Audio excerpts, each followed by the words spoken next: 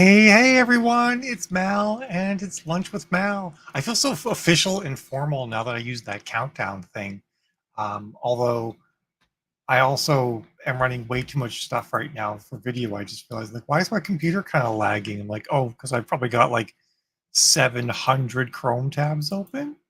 It's it's probably not that many. It's probably only about 250. Who's like frequently in the 100 plus Chrome tab club? Like represent. Come on. I want to hear from you. I'm going to check the comments because I want to see. I want to see who's my 100 plus club for the Chrome tabs. Um, and like my Android phone as well. Like, when it shows you how many tabs you have, but at a certain point it just shows a smiley face when you get up over 99 tabs open. Mine's like a smiley face by like day 3, and then who knows what's going on in there. Um, I'm happy about the new option though of like, well, it's actually not new, it's been around forever, but doing the countdown, because it makes the dance I have to do where I get the video live everywhere but the Facebook group and then get it live in the Facebook group. It makes that so much easier. So speaking of the Facebook group, I just need to pop in there and do my everyone post since I have to wait. Wow. I just got like a memory on Facebook of my computer setup from 10 years ago at an office that I worked at. It's kind of like, kind of brings back the memories. I've always been like really enjoyed like getting like really nice aesthetic looking computer setups. So this is this is 0% surprising to me that it's a thing. All right. So here's my thing. Look, it's got me looking stunned. I love it. Hey, Emma. Definitely you, eh? All right. Peas in a pod. I like it. So just gotta grab my title, do my everyone post. I would have to be able to spell everyone. That's kind of like an important part of this. All right. So I'm curious, who has started their year-end plans? Who's like started to like think about how you're going to do your sales at the end of the year and like what's happening in January? Oh, and hey, Lisa and Pippa, nice to see you guys too.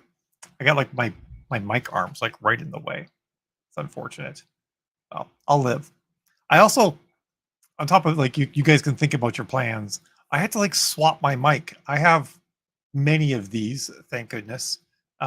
These are like the Yeti, the blue Snowball Yeti, which now is owned by Logitech, and this one is new, replaced under warranty from an old one that stopped working. So this one was new, replaced under warranty for an old one that stopped working. And I have another one that I bought when the prior one stopped working. So now I've basically, and I'm going to get this one replaced under warranty too, because this is a $300 microphone and it should last a year, which it did not.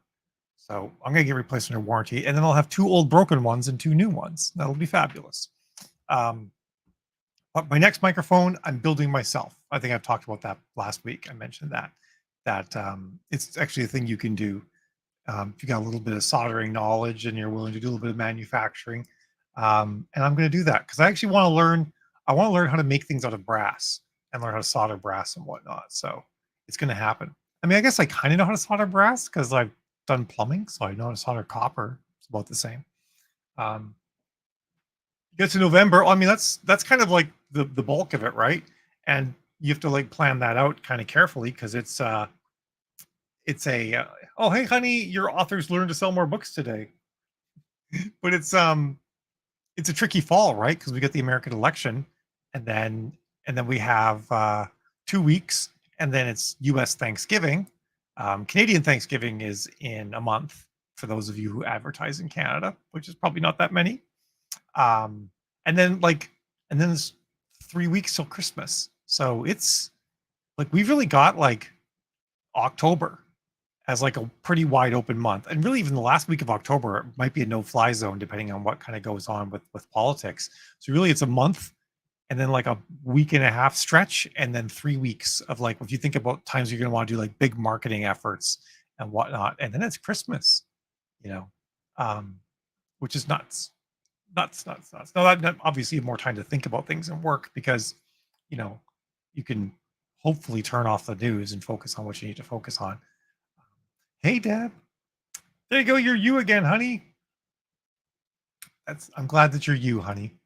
Yeah, so it's been a really busy week and an exciting week. I've been a little bit nervous about it, but I'm actually really stoked now that things are underway because we've launched our new membership.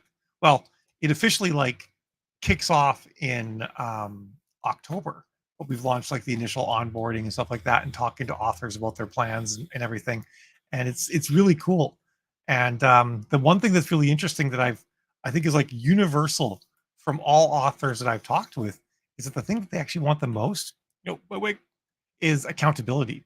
Hey, Melissa. Melissa, oh shoot, I forget what your first name is now. In YouTube or in YouTube. For those of you who follow there, Miss Ocampo. I'll go with that. You need writing help. What do you need writing help with? Monique. Oh my God, thank you. I can't believe I forgot that.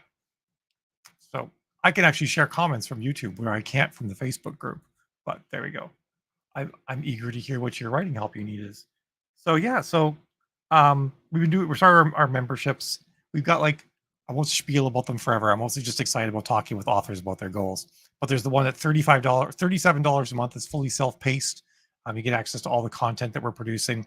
And then there's two higher tiers, one where you get like one group call a month, one where you get 3 group calls a month, and then there's a co-working times, and there's other things that'll be going on too. So it's pretty exciting. And there's a lot of authors that we're talking with that haven't published in a while and are really finally getting ready to get back in the game. They've written a few books, they're loaded up, we're planning out releases and stuff like that, and I'm stoked about that. I'm also stoked that it rained today. Totally a separate topic change, gonna give you like whiplash from that one, but it hasn't rained here in about a month, and we got our first rainfall, which is good because like things were getting a little dry. Oh, and hey, Bruce. Haven't seen you for either in YouTube for a while. Pippa says, I'm planning on releasing my Christmas novella adjunct to my Cozy Mystery series sometime next month. Then I will sprint to try to publish book 7 in the series on Boxing Day, day after Christmas, UK. I'm Canadian. I know what Boxing Day is. Doable? I don't know. I bet you could do it, right? You're writing cozies, so you're probably like what, 50, 60K? I bet you could get that done in time for Christmas.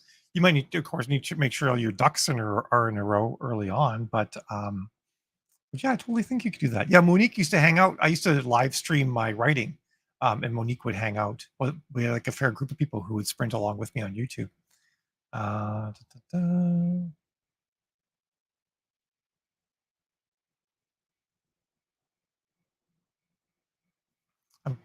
So you're writing a series and you're flipping the genders of some characters. The premise is centered on a cooking competition. The problem is I found a couple published stories where the Elizabeth character is a chef, and now I feel bummed. Is this like a particular character? Is like the Elizabeth character like a historical romance character that's fairly consistent in all these stories, or is it just a character who's named Elizabeth? I don't think that's the end of the world. The only thing that makes particular retelling unique is the focus on social media. But now I need to figure out new jobs for main characters. I'm curious what the premise is that you're worried about that, like the overall premise. Like, is there, because every story has already been told. It's all in the telling. The uniqueness is in the telling, and the newness. The uniqueness is in the newness alone. Okay, that makes sense. Of Pride and Prejudice. Oh, you mentioned that. I'm sorry, you mentioned that up here, and I missed that in the comments. I see. I mean, maybe people really like Elizabeth as a chef and they want to read more. So I don't worry too much if someone's done something before, because like I said, like with what I write, I mean, I write about if my main character is a female fleet admiral in a space force. You know, Elizabeth Moon has done that. I think Anne McCaffrey's done that. Tanya Huff has done that. Although I guess hers isn't an admiral, but you know, Mike Shepard has done that. Like it's a character that's around, right? So the real story is, how am I telling it? What unique spins am I giving things? As long as I think you give things a unique spin, you don't have to worry too much. Deborah says, I'm excited to publish a new Regency romance next month and an epic fantasy in November. I'm stoked to get it all done. That is awesome. So make sure you think about the timing for November pretty carefully. Get yourself a good ways after the election, but not the week of American Thanksgiving. Like the week of November 21st is probably the way to go. Luckily, American Thanksgiving is very late this year. It's not like sometimes like it's like third week. It's technically like fifth week of November for American Thanksgiving this year. So you get that.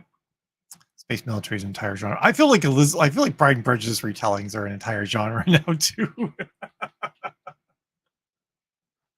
Yeah, that sounds fun. I mean, do what you think you got to do, but I've I've learned not to let other people in my head while I'm writing. When I'm writing, it's about the story that I want to tell, and if I can tell it well, and with my own unique spin, I know that people will be interested in reading it. I'm curious, Deborah. You said, "Oh yeah, that's what my brother and I talked about." Oh, about the timing. Yeah, it's tricky, and like you really got to watch these sorts of things. I know I talked to a bunch of authors.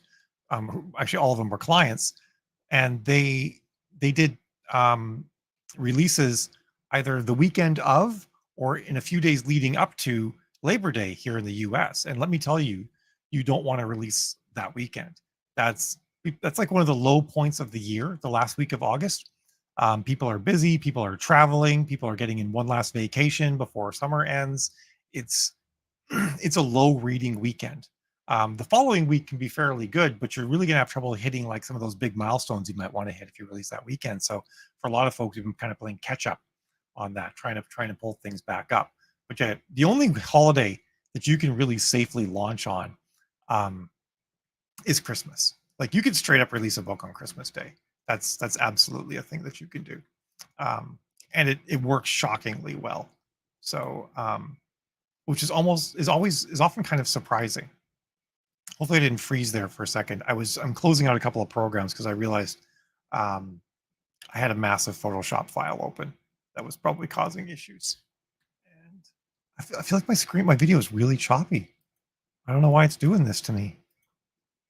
How dare you, video? How dare you be choppy? Oh, it's probably Zoom. I blame Zoom. Zoom is still running. Anyway, we'll sally forth. He's your co-author for your fantasies. Oh, that's really cool. What's it like working with your brother on books? I'm kind of curious about that, Deborah. That's like an unusual situation, I feel like. Um, oh, by the way, Bruce. Bruce is one of my readers. I appreciate that you watch. I know these aren't really for you, but it's kind of cool to have some folks popping in to see them every now and then. And Galactic Front is coming. I promise. It's like at the 5 yard line. It's been there for a while, but it is there. Um, so yeah, so a lot of what I've been talking about with authors lately, like I said, is about it really seems to come down a lot to time management, to um, sort of like re-engaging with fans. I think a lot of us have gotten really burnt out on social media and kind of the grind of all that. And so people are kind of thinking like, crap, I've kind of like stopped engaging with my fans a bunch. I mean, I have to a certain extent as well, but that's because I kind of paused my writing due to burnout. Um, but people are wanting to do that again. We're kind of feeling revitalized. And one of the things that I've been finding lately for myself is I love threads, which I know a lot of people are like, oh, it's just like Facebook trying to like steal Twitter market share. And that's exactly what it is. It's exactly Facebook trying to steal market share. But the really cool thing about threads is that it is a platform that's actually all about the written word. Like if you see a post with a picture, like no one pays attention to it. It gets like barely any interaction. It's people actually telling longer stories that like might actually span, because you still have a limit of like 250 characters or something like that, that might span like 8 posts, and they'll do those. And that's where like the real engagement is on threads, which I really like, because like I like the written word. It's kind of my jam. I mean, I guess I do a lot with video, but it's like my first love kind of thing. So I love threads. So my plan actually for myself is to start doing a lot of my re-engagement on threads. and try to build up some readership there, because I think that's super cool.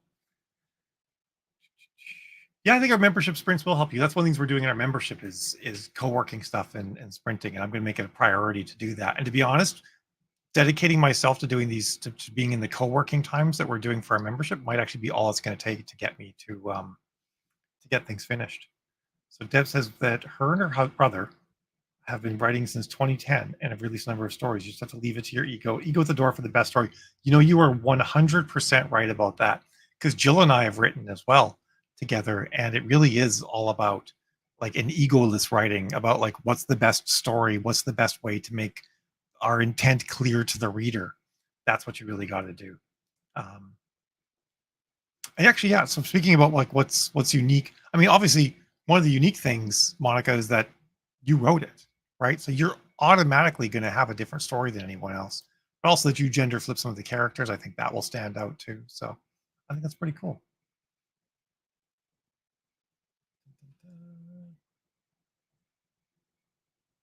Oh, there, I missed Emma's comment. I find now I have to think about releasing around around the stuff your Kindle days. Getting sales around those days are harder, particularly for romance. Yeah, I'm I'm of two minds about the stuff your Kindle days, which some people know as the Zoe Bub or the Zobub, um, because if you write in romance, and I think they've kind of branched out into paranormal romance, urban fantasy kind of stuff, and you're not in the Zobub, you'll see your sales dip. But the problem is, if you're in the Zobub as well, depending on where you are put in it, you might also see your sales dip and not get a boost from the Zobub. So last year she did it on December 26th for one of them, and I really sincerely hope she does not do that again. Although I also think she's putting fewer people in, from what I understand as well. So that could help too, because December 26th is such a good book sales day. You know, to mess that up for everybody by offering free books on that day isn't ideal. And I'm not super keen on free. I don't like full-length books being for free because they take a lot of work to write. And if we continually offer free books, then there's people who just will never buy books, you know, whereas at least they could go to a library otherwise, or use a library app, and then we get something out of those. So yeah, it's kind of tricky. Oh, there you go. That's a great way to do it, Deborah. Deborah says he's a retired Marine and she leaves all the fight scenes to her brother. When Jill and I write, we oftentimes do the same thing, because the fight scenes in my books might involve a lot of like specific science around how the weapons work and whatnot as well. So it's she wants to write them, but she also doesn't want to have to listen to me tell her for 4 hours how everything works before she writes them. So she'll rough them out, and I'll a lot of time though, and I'll go through. Or if it's a space battle, she'll just be like, "I need a space battle. I need this outcome. Give me some time, some space for characterization in there." So we figure it out. It's pretty fun. People download 50 books. How many do they read? Probably 2 or 3. You know, they're not going to read them all. And one of the things that I found for myself, and I've talked to some other people who've also said this matches their behavior, I don't know if it's universal, is that if I have a book, if I grabbed a book for free and it's on my Kindle, and then I see an ad for a book and I click to buy it, and Amazon's like, "You already own this book." I'm like, "Oh, okay. I guess I'll just find it my Kindle later, maybe give it a read, maybe not." Like it like falls in priority because I already kind of assume like, "Oh, if I didn't read this book, I must not be very interested in it. Like it must not have grabbed me, and I'll actually walk away." So like unless I can get someone to read the book right when they download it, my chances of actually reading it in the future are kind of slim, and it almost kind of ruins the ability, the possibility of ads to get me to read that book later on.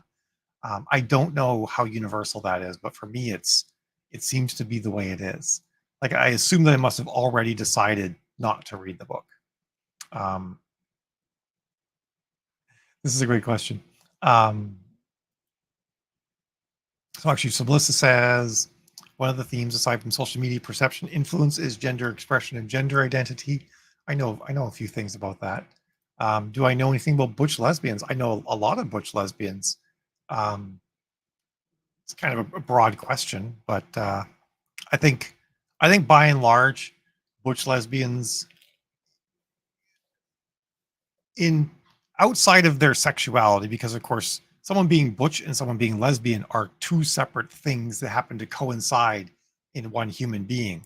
But you can be a woman who's butch and you can be a lesbian and not butch, you know?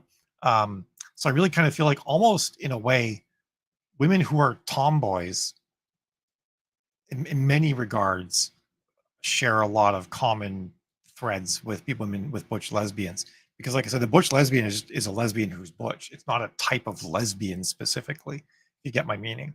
And it's a lot of women who like kind of like masculine presentation to a certain degree, but also are still quite happy to be women, which I think jives with the tomboy vibe as well. So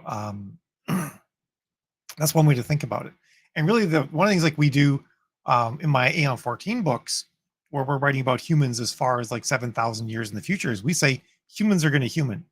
Like people are all driven by and large, the same base desires, wants, that sort of thing. So if you kind of just remember that, and whenever you're writing a scene, one of the things you have to remember is every character that's in the scene has to want something, and you have to know what that is.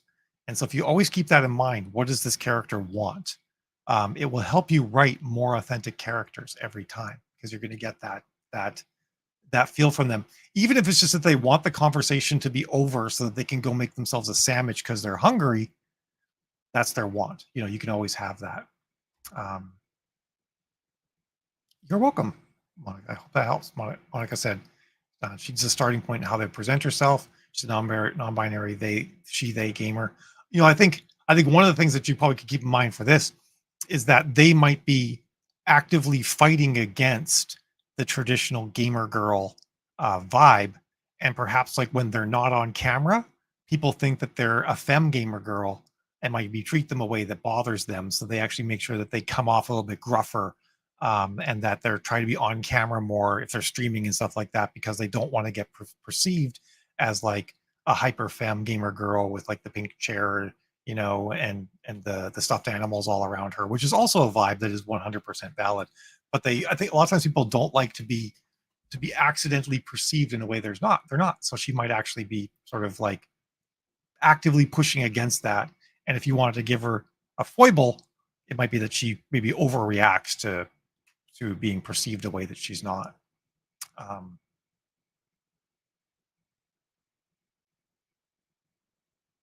oh, Jill sent me a message, and I thought it was newer than it was. She's like, "Tag me when you start," and I'm like, "I already started, and you chatted." All right. So Amy says, "Tried permafreeze for a year, not for me. Now I worry how long it'll take to get accurate data for legitimate read through from a paid book to one to two. Perma-3 read through is abysmal, and I'm finding it hard to tell whether or not I even have a good series." Yeah, perma-free read through used to be like 6% from 1 to 2, and now 2% is a good perma-free read through. Because the thing you got to remember with books, right? We're not just competing against all of the books that are being released this month. We're competing against all of the books that have ever been released. Because books don't some of them do, but by and large, books don't become obsolete, right? Like they continue to do what they said on the tin. They are a book with a story, and they'll still work later.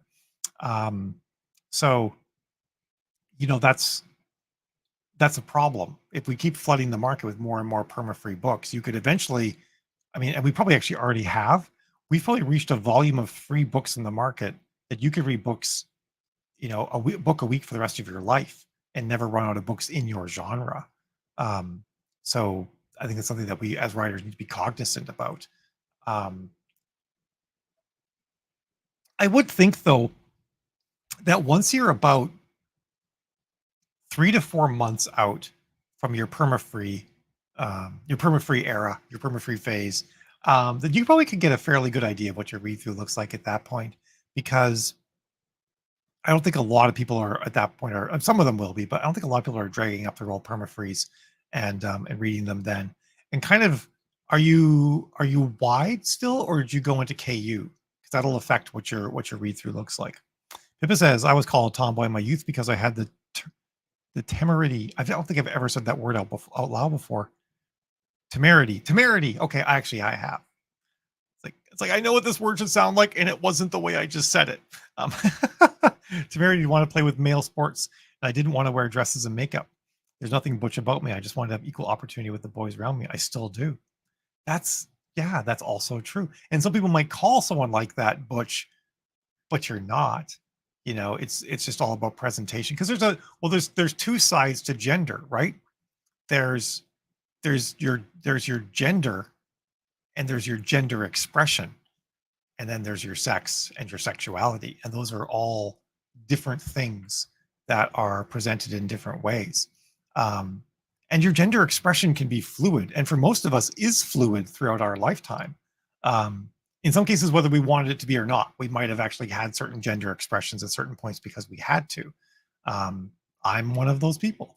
But it might not be a trans thing. It might just be like, my mom made me wear dresses kind of thing, and I hated it. But your gender expression changed, and it may or may not have been, your desire. But also, like, life has seasons, and it's okay for things to go in and out of season. Um, been married for almost 2 years. All right. Yeah. So what you're probably looking for, what I would consider to be a read through that would tell you that you've got something, is 30% from book one to book two. That means that you're grabbing people and you're pulling them along into the next book. um 30% read through for wide, so I guess 30% sell through, to be more specific, isn't amazing, but it's at the lower end of acceptable. You obviously would love, ideally want to get it up over 40%. Over 50% is super hard and super rare. But that's where things get better. Under 30%, it might tell you, I mean, maybe you give it a little bit longer. Maybe, like, you could look at, like, your read through a few months ago, you read through this month, see if it's actually improved. Is it still trending up? um but if you're like 4 or 5 months out from perma-free and it's still, like, it's under 30%, then I would be like, something's wrong, I need to figure that out.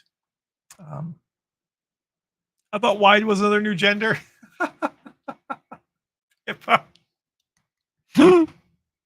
That's for people who like having thick thighs. Their gender is wide. I think that's what's going on here. Um, Not telling anyone what their gender is. I'm just being silly.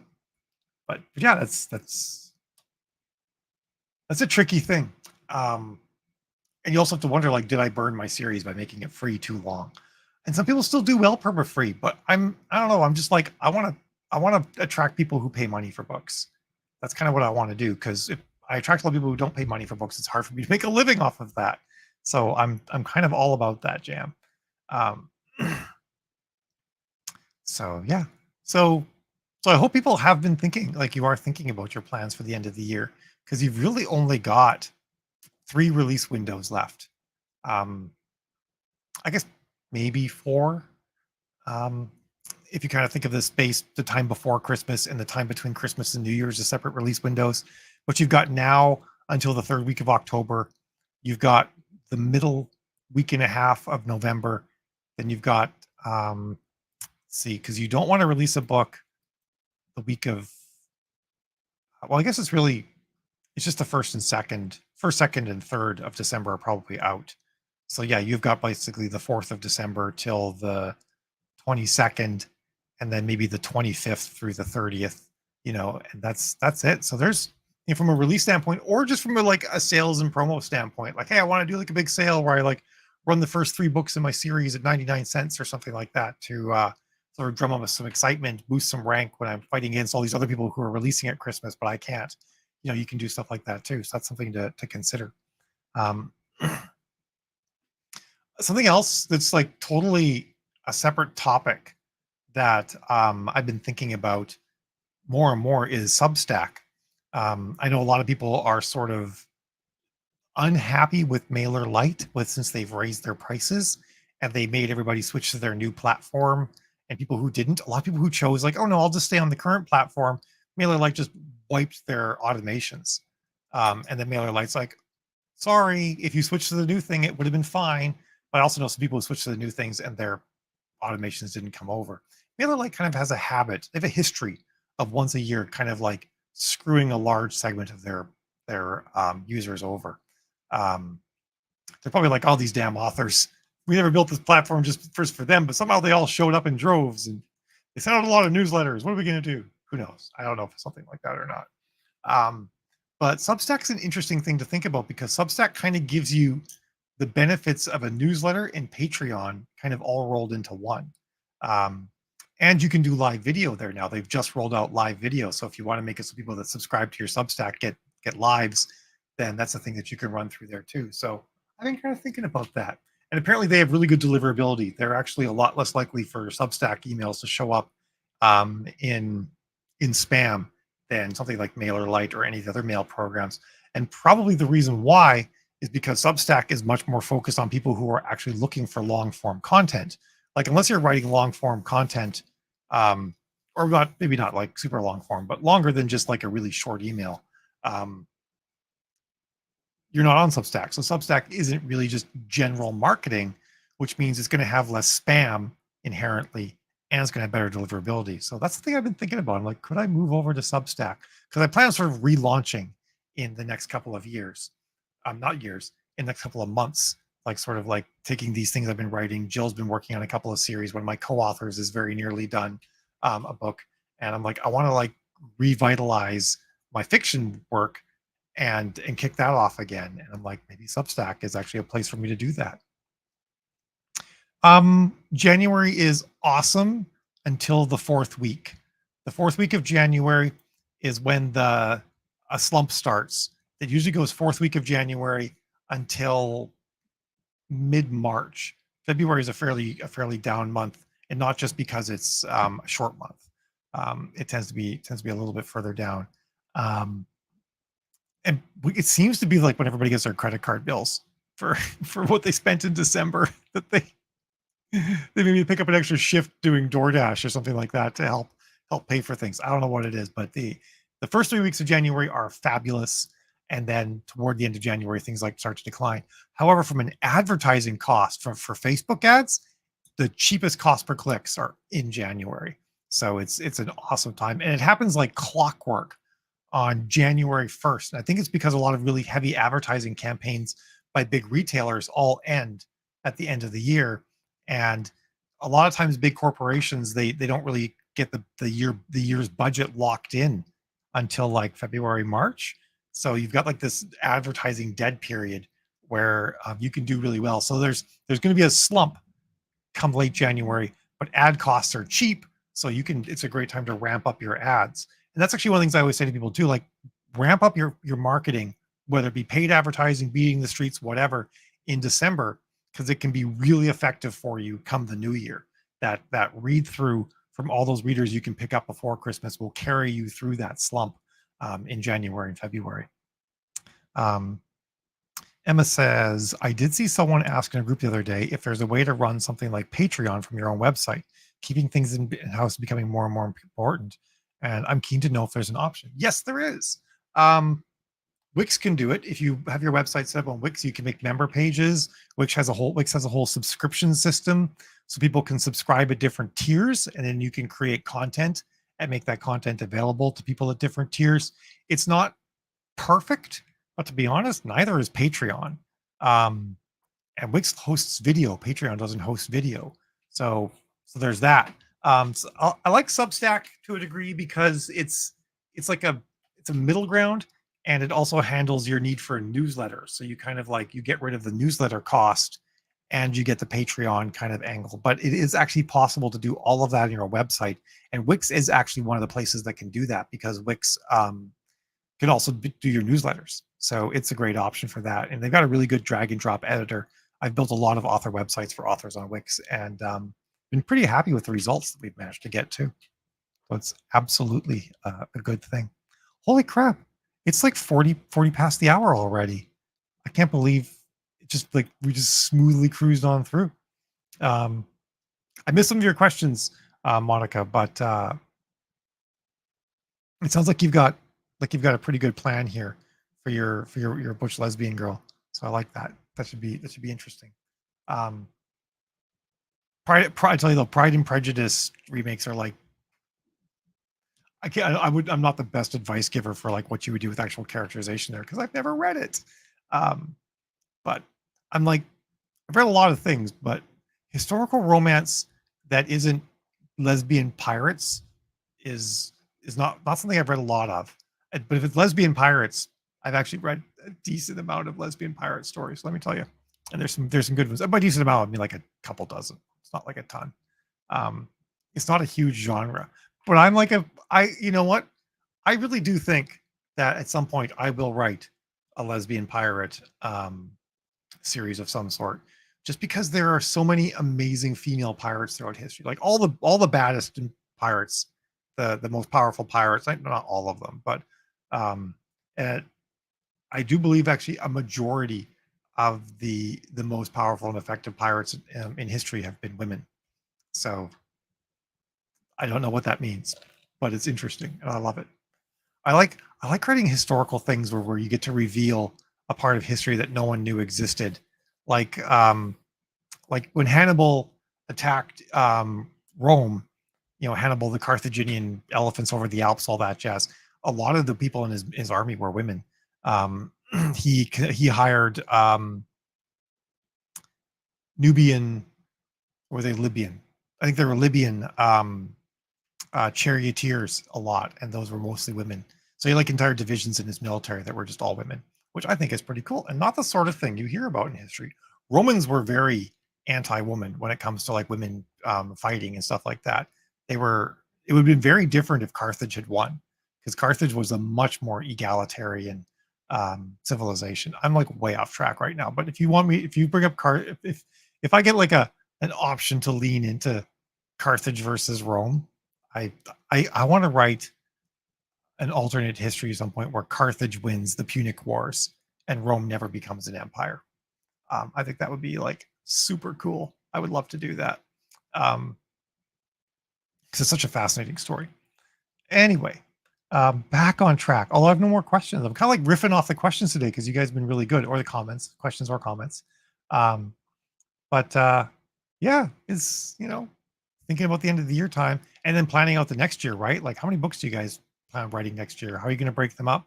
What are you going to do between your releases? Are you going to do omnibus editions? Are you going to do some sales to help drive engagement or whatnot? Those are all things to be thinking about in your plan for next year.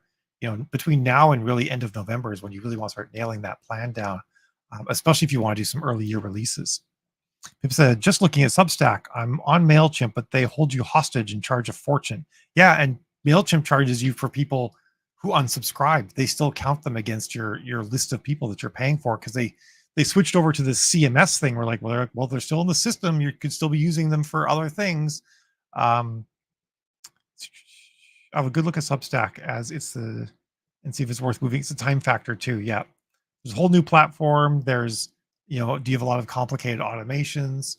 But if you've been thinking about doing some sort of like system like Patreon, some sort of like additional content set up with paid tiers or something like that, I think then it's worth thinking about. And you have to move over all at once too. Like, you can dip your toes in Substack, and if it takes off, do well. One of the authors I was talking with, we were talking about doing like a short reader magnet for a series that she's doing, and I'm like, you should basically tell your mailing list it's only available in Substack, and that will get them moving over there, versus people being like, oh, I want a new thing, or whatever. So that's totally a thing. I'm with MailChimp, but I hate it. I regularly have to delete my deleted so I don't get charged more. Yes, that's why I left.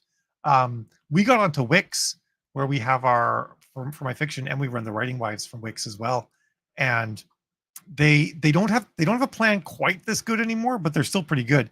But back when we signed up, it was $50 a month for an unlimited mailing list size and unlimited sends.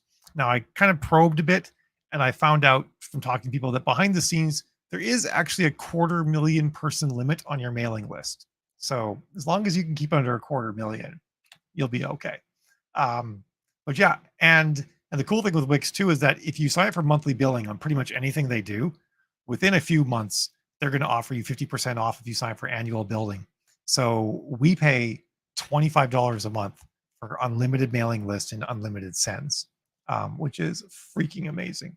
I think now it's a bit more. I think it might probably come around to like $40 a month for pure unlimited, but their lower tiers are also great too. So super awesome. But yeah, MailChimp really got ridiculous.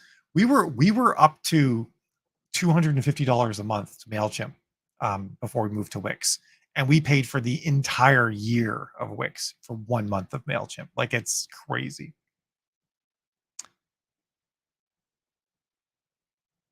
for which the lower levels for MailChimp, Pippa? Yeah.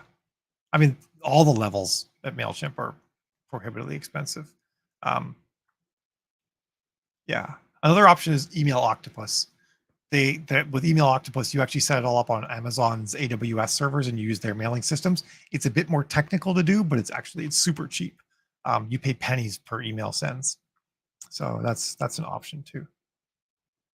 Wix has automations. They've got automations. They've got the cool thing with Wix too is if you decide to move your entire site over to Wix, then all of your like email capture forms are built right into your website. So you don't have to worry about your website sending the email signups over to MailChimp and then MailChimp or MailerLite doing all the automations. It's all built into one system, which is super handy. And even to the point where like if you go to your inbox on Wix and you connect it with Facebook, then messages from Facebook show up in your inbox in Wix, and you can kind of deal with like all of your messages in one place. It's pretty sweet. Oh, that's cool, Emma, that you already have that. Then you're halfway there. But I think I'm gonna wrap actually because I need to drink something. My voice is like I need to have some tea. I think my voice is getting really raspy, and I've got a lot of calls still this afternoon. I got my team call at 1, and then we got some onboarding for our membership. I'm just gonna pimp that one more time. If you want to like get access to like all the videos that we're doing, all of like I'm producing so much content right now, and Jill is as well. I'm doing video content, and then Jill's doing some of the edits and building transcripts and workbooks to go along with all the video content. It's all of it for $37 a month. So totally something you can sign up for and kind of like get the wealth of all this knowledge at your fingertips. And then like I'm going to be doing a video where I actually like set up my own Substack and like walk through what I do. I might even do it like as I'm learning it, so you can be like, I don't feel like such a noob because look, Mel screwed that up too. Whatever, so there's gonna be a lot of good stuff there. So I'm just gonna pimp that one more time. If you go to thewritingwives.com, it's right there in the front page, or you can always email myself or Jill, and get the deets that way too. But I'm gonna jet. Thanks for hanging out with me, folks. I love it when there's lots of questions and we can have like a fun conversation because it's like my favorite way to do this. It's like what energizes me. And I will see all of you next Thursday, unless you came to the Superfans talk we did last Sunday, because we are doing a roundtable talking about creating superfans and how to nurture superfans this Sunday. So I think a couple of you were in that. So I'll see you there. All right. Have yourselves a fantastic rest of your Thursday. May Friday be easy and relaxing, and have a great weekend, everyone. I will. Thank you, Pippa. I fully intend to have great calls. We'll talk to you guys later. Ciao.